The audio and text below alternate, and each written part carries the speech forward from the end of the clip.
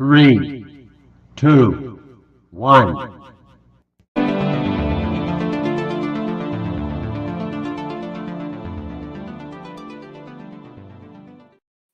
Hello and welcome to the Fantasy Football Happy Hour podcast. This is Matt. Happy Sunday morning. And you know what? We are closing in on the season, week 2 of the NFL preseason, the full week 2 of the NFL preseason is almost in the books. And that means we are moving ever closer to the season. Today is the last of our division previews. We'll be talking about the AFC East. But before we get into that, a few news and notes.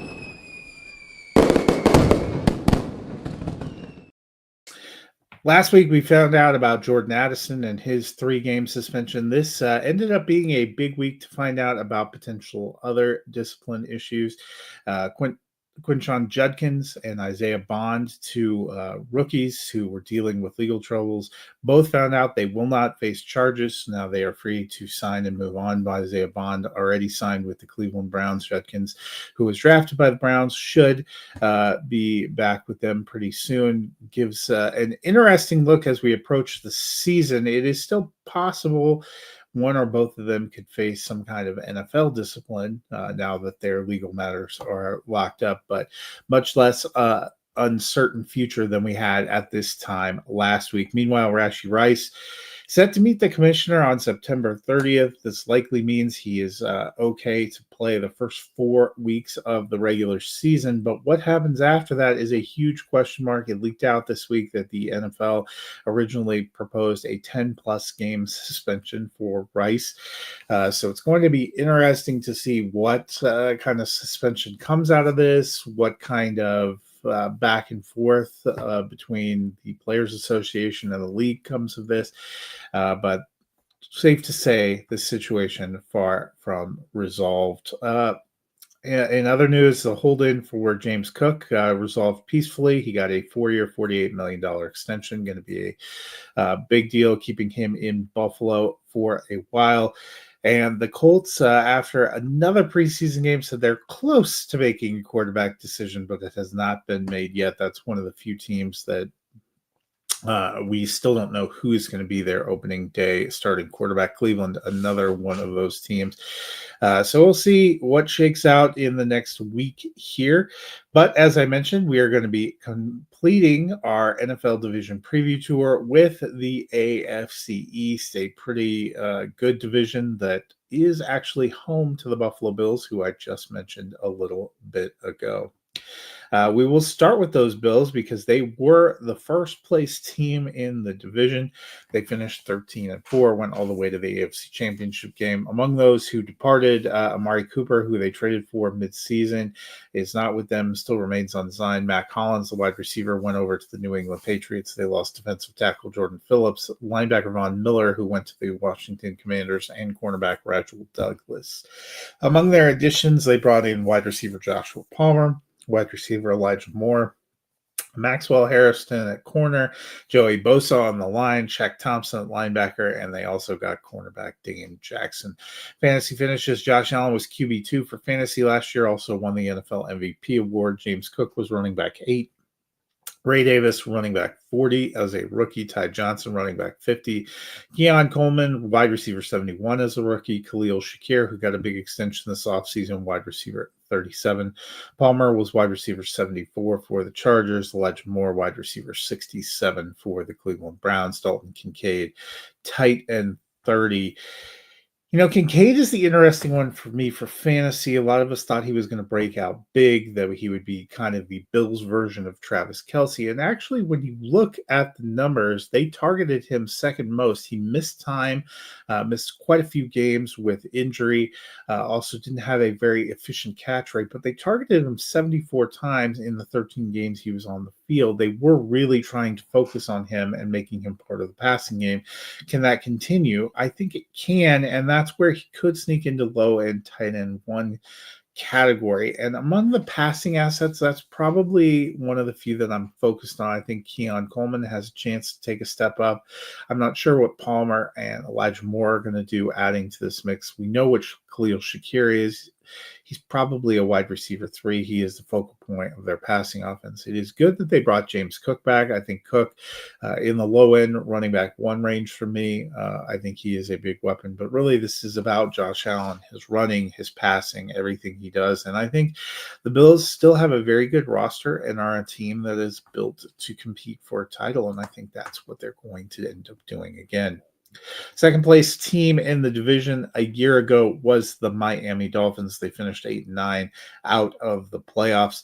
This offseason, Raheem Mostert departed for the Las Vegas Raiders. They traded tight end Jonnu Smith to the Pittsburgh Steelers, as well as cornerback Jalen Ramsey, and they lost safeties Javon Holland and Jordan Poyer. They brought in Zach Wilson to be a backup quarterback. They brought in Alexander Madison at running back, but he has subsequently been lost for the season with a neck injury. They brought in Nick Westbrook at receiver, Darren Waller. They traded for him at tight end, and he unretired. They signed Jack Jones, and they traded for safety Minkah Fitzpatrick.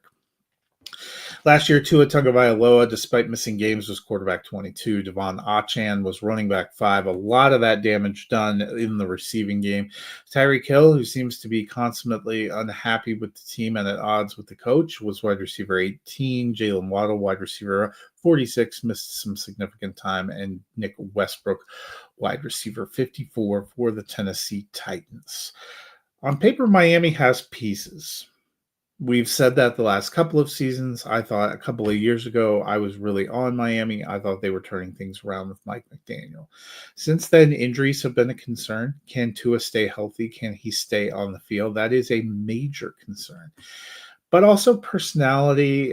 Things have spiraled out of control. Tyreek Hill quit, quote unquote, quit at the end of last season. He has walked that back, sort of apologize for that, but he continues to pop off in the media, and the back and forth between him and the coach in the media doesn't leave me with a good feeling. Miami feels like one of those teams that is cruising towards some kind of implosion, and they are probably at a crossroad of potentially making some big changes, and it just doesn't feel like they have a very good energy. I like Devon Achane for fantasy, although more of a low-end running back 1, maybe high-end running back 2. I don't know if he's going to get that many targets and receptions. That's 78 receptions last year. A lot of that because when Tua missed time, they were just dumping the ball off to him and tight end Jonnu Smith, which that's another question. Darren Waller, still on the PUP list, waiting to be activated. He retired because he had trouble staying on the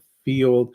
Now he's back. Is he healthy? How is he mixing into this offense? Doesn't feel like exactly the same player as Jonnu Smith. Can Jalen Waddle and Tyreek Hill stay healthy and stay on the same page as Tua long enough to get things done? Miami has a real, 5-6 win energy, and I think that's where they're going to end up landing. Third place team last year was the New York Jets, and they were a bit of a mess. They finished 5-12 with Aaron Rodgers, who's no longer on the team, and Devontae Adams, who they traded for, who's also no longer on the team. They also let go of tight end Tyler Conklin, Javon Kinlaw, Hassan Reddick, and DJ Reed on defense. On offense, they brought in quarterback Justin Fields, who was expected to be their starter. They drafted Mason Taylor, the talented tight end, and they brought in a collection of veteran receivers, including Josh Reynolds. Last year, Justin Fields was quarterback 32 for the Pittsburgh Steelers. Breece Hall, running back 16. Braylon Allen, running back 51. Garrett Wilson, wide receiver 10. Kind of a little bit of Teflon. So how are we feeling about the Jets? Well, the Jets are going to go as far as Justin Fields can carry them. They have a new coach in Aaron Glenn. I like the atmosphere that they're trying to build. But offensively, they still are kind of built around Breece Hall, who has competition in the backfield, not just Allen, but second-year man Isaiah Davis. They've talked about having a 3-headed monster in the backfield. That could be good for the Jets, but not great for fantasy. And Fields also something of a runner, especially around the goal line. That is one of the things that helps him succeed. I think that will be a draw away from Breece Hall. Hall, again, running back 16 last year, caught a lot of passes out of the backfield. That has not traditionally been a big strength of Justin Fields' game. So how much is that going to upset things? In the passing game, I still like Garrett Wilson. I probably am dropping him down to a more of a high-end wide receiver 2, just based on how things are tracking out. But what to make of this passing game. Justin Fields has been a fantasy viable quarterback as a starter, but he's never even thrown for 3,000 yards in this season, let alone more than that. So where are we going with Wilson? I like the potential upside of Mason Taylor at tight end. Their wide receiver too is kind of a mess. Alan Lazard is still there. They brought in Tyler Johnson, Josh Reynolds. Someone's going to shake out. They have younger players like Malachi Corley. Something's going to shake out there. But how fantasy relevant is anyone really going to be beyond Garrett Wilson in the passing game? That's very hard to tell. And this preseason hasn't exactly answered a lot of those questions about the Jets. I think the Jets, with good coaching, a solid defense, and a decent performance on offense, could get, into the 8 to 10 win range, maybe be pressing for a playoff appearance. But it also wouldn't surprise me if they only won 6 or 7 games, and this experiment in Fields doesn't really work out. I've gotten both feelings as I've watched them during the preseason. I think that they will be a little bit better, a little more fun to watch. I believe in what Aaron Glenn is doing, but I don't know if they are quite there to be a playoff team yet. Last place in the division last year was the New England Patriots. How the mighty have fallen. They finished 4-13. Backup quarterback Jacoby Brissett and Jonathan Jones, the corner, among those who moved on. They brought in Josh Dobbs to be a backup. They drafted Travion Henderson to add to the running back room. They brought in wide receiver Stephon Diggs and Mac Hollins. They drafted wide receiver Kyle Williams. Big focus on getting more weapons. They got a great offensive tackle in the draft in Will Campbell. They brought in Harold Landry at linebacker and Carlton Davis at cornerback. But the big things for them, they brought in Mike Vrabel to be the head coach, brought some stability, and he brought back Josh McDaniels at offensive coordinator, some stability there for second-year man Drake May, who finished as QB 23 last year. Ramondre Stevenson was running back 28, Antonio Gibson running back 44. In the passing game, guys were all over the map. Mario Douglas, wide receiver 47. Diggs was wide receiver 64 for the Texans, but only played in the first 8 games. Kayshon Boutte was wide receiver 64. Mac Hollins, wide receiver 80 for the Buffalo Bills. Hunter Henry, pretty solid as tight end 12. And the thing is, you know what? I like the Patriots this year. I like their energy. I like what Mike Vrabel is bringing to them. I like the stability of Josh McDaniels coming to the offense. I think Drake May has low-end QB1 upside for me. Finished his QB 23, but he was really hot toward the end of the season. He's another guy that did not start the whole season. He kind of came in a few weeks in and really gained. They also did not have much in the way of weapons, and I like what they built around him a lot better.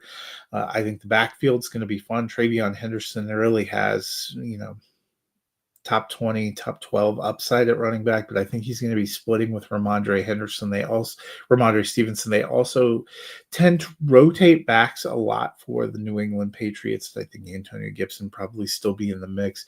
That has me thinking both Henderson and Stevenson end up in the running back 3 range for fantasy, but they will probably be good behind him. I like the addition of Diggs. We've seen him as a solid veteran receiver helping young quarterbacks before. That is something that he really did with Josh Allen in Buffalo. When he came to Buffalo didn't really have any marquee receivers. They weren't sure what Josh Allen was going to be as a young quarterback. And they kind of grew together. He was the dependable rock, and he could do the same thing for Drake May. I also like Kyle Williams, the rookie. I think the rest of the guys that they have are going to be complementary, but this offense should be a lot better. And the Patriots are a team that I actually think could win 9 or 10 games and get into the wild card discussion. Mike Vrabel, a very good coach. I think they had some pieces last year, just couldn't quite put it all together. I feel better about them this year. So that brings kind of, how do I see the East shaking out? Well, I think the Bills are still on top, and I think they are one of the top seeds in the AFC and one of the challengers for the Super Bowl. But I mentioned I like the Patriots. I think we're going to end up seeing 2 come out of this division, and it's going to be Buffalo and New England in the playoffs this year. With the Jets a close third, Miami, I just think they're going to bottom out, and I think we're going to see some changes for the Dolphins this offseason. That is my take on the AFC East in 2025. We'll be back next week talking a little bit more about latest news and notes and getting ready for the season, which is getting ever closer. A wrap on the third week of preseason will come next week. And then the week after that, I'll make my final playoff picks and give the final season preview as we get ready for week 1 of the NFL season. It is coming all too quickly. I will see you guys.